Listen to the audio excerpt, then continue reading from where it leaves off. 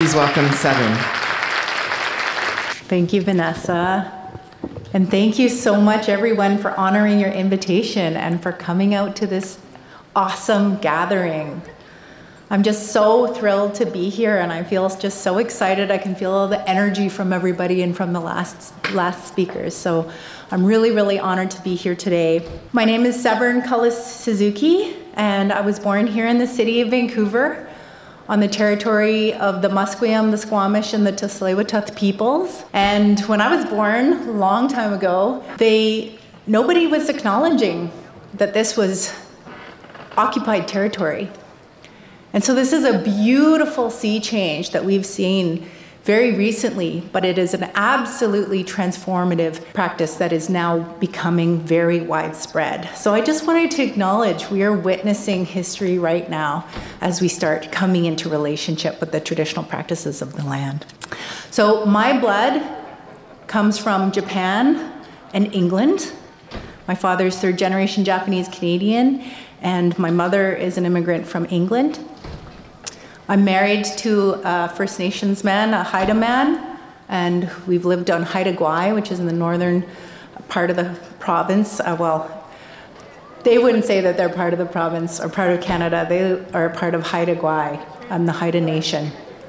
So I've been a very privileged immigrant living on that territory for a long time, where we raised our family. And I've been very, very fortunate to learn a lot from the Haida Nation and Haida practices.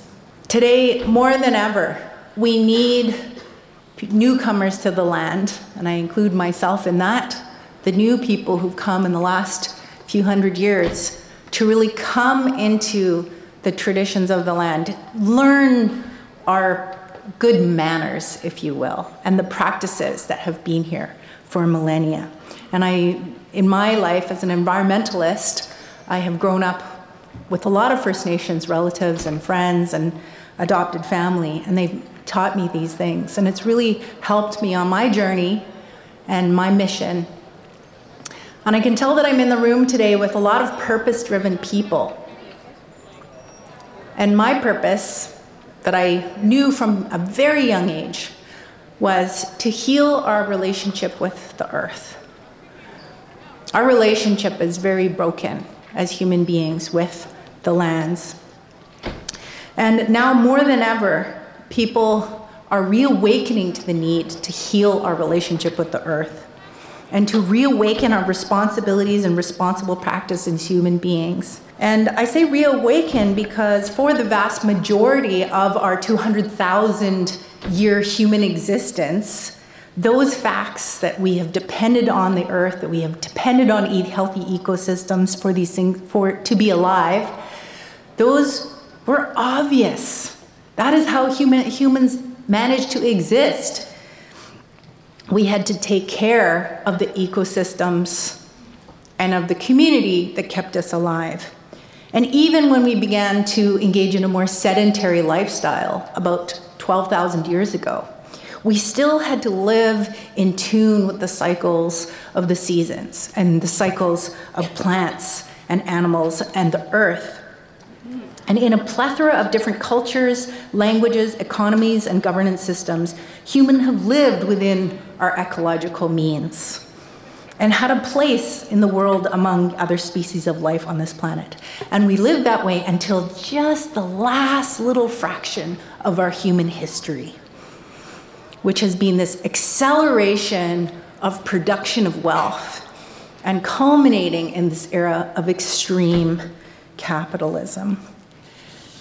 And this system has become this monolithic, singular economic force that has taken over, that has colonized our entire human species, and in effect, replaced cultural values, spirituality, and ethics guiding our human ways of being.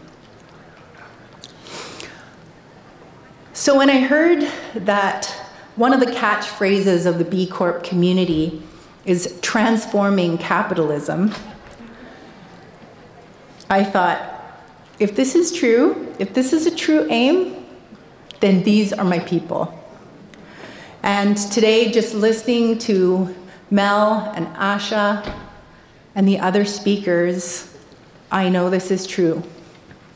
And I'm feeling very emotional about it. The scale of global capitalism has decoupled our time-tested human strategies for survival, examining and understanding cause and effect, actions from consequences. In a few human lifetimes, the system has transformed the face of the earth and the very identity of our species.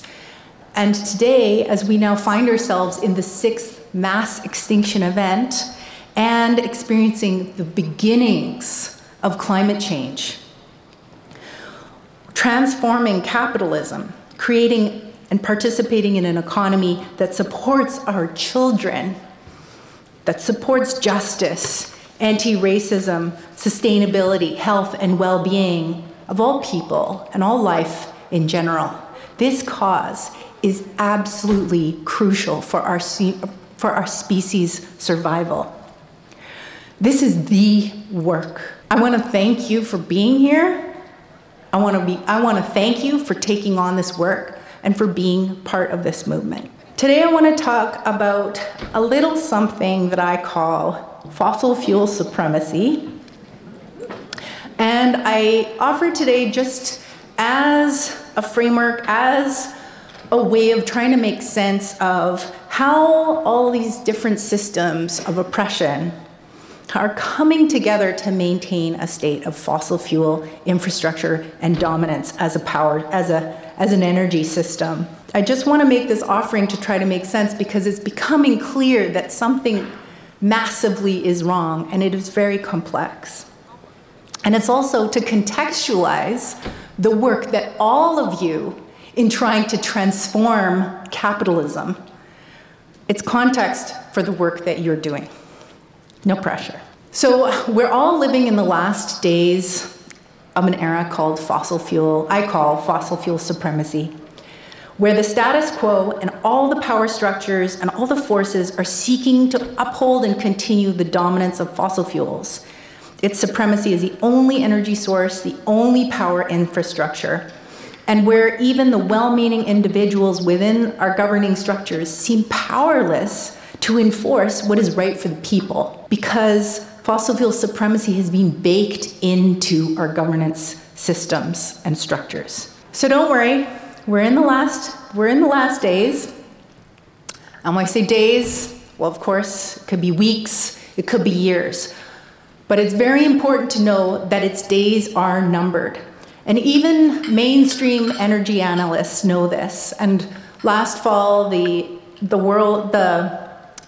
International Energy Agency announced this in their report, their World Energy Outlook for 2023. The transition to clean energy is happening worldwide, and it's unstoppable. It's not a question of if, it's just a matter of how soon. And the sooner the better for all of us. Today in 2024, we now have all the tools for getting off of fossil fuels and the fossil fuel economy, and we now have the conditions. Solar and wind energy are now the cheapest forms of energy. Modeling and research that we've collaborated with at the David Suzuki Foundation shows that it's possible, it's completely possible for Canada's energy economy to become 100% renewable by 2035. It is totally possible. On the municipal and community scale, the energy revolution is at hand. Here in Canada, Indigenous peoples are leading the way. After Crown and utilities, Indigenous nations are the largest owners of renewable energy assets in Canada, with over 197 renewable energy projects owned by nations.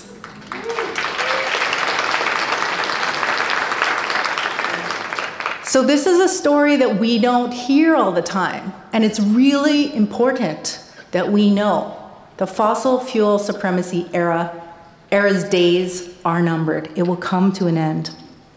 The revolution is inevitable. It's like Thanos. I can't help it. My kids have brainwashed me. But this system and structure is not going down easy.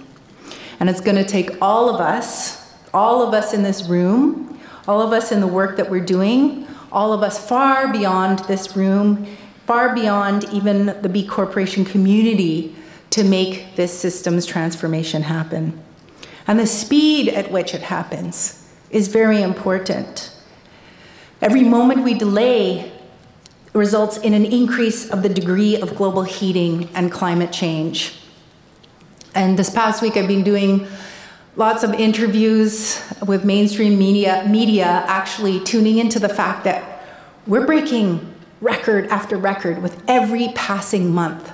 We're in a 9-month streak of broken temperature records. 2023 was the hottest year in 125,000 years. This is a major emergency.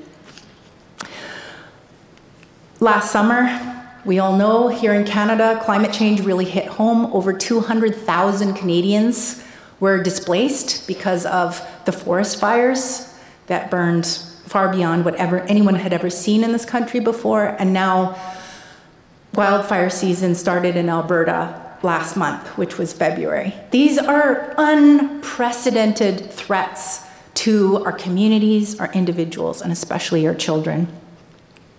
So we know it's happening. It's very clear. I feel like every time I say these things, it's like, yes, we know, we all know. Our leaders of the world came together in 2015 in Paris at the Conference of the Parties and agreed not to let the Earth's heating go beyond 1.5 degrees. And yet, just in the last few months, we have crossed that threshold. And in fact, this past November, the world's temperature actually hit 2 degrees, plus 2 degrees pre-industrial temperatures. And so they call it flickering. It just flickered for a moment, like an alarm bell, and then went back down below 2 degrees. So the question is, what does it mean when our human governance systems are not able to act in our human interest? And this was something that I just really have been struggling with because, you know, I am an engaged citizen. I believe in democracy. I believe in using my voice and all these things. And yet we're still seeing, even when it's progress, it's still so limited by this hegemony. And so here's where it's useful to understand the complexity of the systems that are holding all of this in place. And I guess the belief that I hold is that everything is all interdependent, these systems, these oppressive systems, and that perhaps if we understand and we see how when we're pulling at one of the threads of the system, we will one day see it all come tumbling down like the house of cards that it is. And right now we're at a critical moment. I believe we're in a critical moment of awakening. And it's because of confluence of all kinds of things. We're seeing the confluence of colonization. And here we were awakened here in Canada when we learned about the Kamloops children who were buried in unmarked graves next to the Kamloops residential school. And so that awakened the world in 2021 as we started realizing, oh, Indigenous people in Canada have been telling the truth. The children were taken away and hundreds and thousands died. So it cracked it wide open. We also had this flashpoint in 2020 with the murders of Black Americans in the spring when we were all just inside because of COVID. So we were in this state of sitting down and paying attention. And we were galvanized by the violence against Black Americans, Black Canadians, and people of color. And so we're starting to put the pieces together as we see how racism, colonization, and capitalism that is so intimately connected in the colonization of these lands. We're here in Vancouver in a province still called British Columbia. And the aim of colonizing this part of the world was for resources, for capital, for accumulation, and eventually for control of that capital. And of course, it came at such a human cost. And so as we've just experienced all these kind of big awakenings, and of course the context as well of being in this collective experience of COVID, society and mainstream is starting to wake up. And all of these pieces, colonization, capitalism, racism, which has been a very important tool for colonization, have set the table for a system of fossil fuel supremacy, which has become a dominance of an energy infrastructure that benefits the people who've always benefited, but also holds everything in place. And ultimately, the result of this is destroying our collective future. So fossil fuel for supremacy is about power, and that's why it's not going down easy, and that's what we're dealing with today. These systems have baked in the supremacy, the inviolability, the inviolate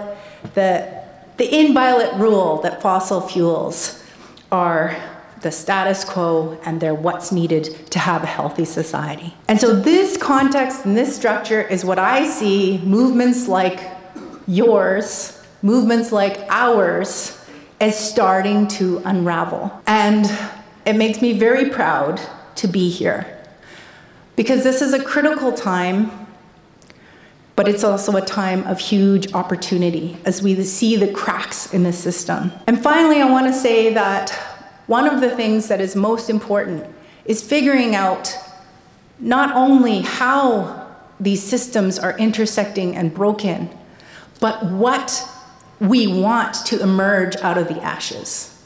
And that is what every single one of you is working on. You're working on the what then? Well, what if? What can we do? And that solution forward thinking is absolutely essential, especially at this time. We're living at a time when we're drowning in information about all the ills of the world.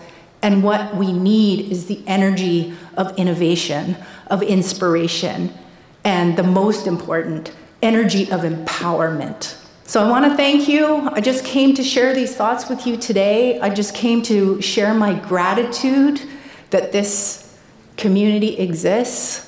I'm going to share my energy and my encouragement to keep going, because the world needs you, and this is the work. Thank you so much. Thank you, Severn.